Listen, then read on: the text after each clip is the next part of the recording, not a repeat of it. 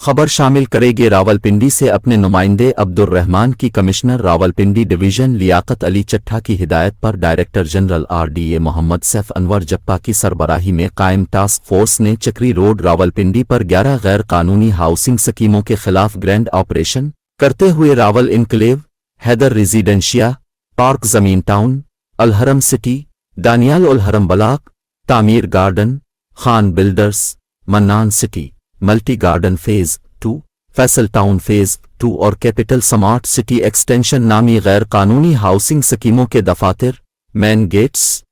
ڈیوائیڈرز، بل boards اور road infrastructure کو مسمار اور سربمہر کر دیا۔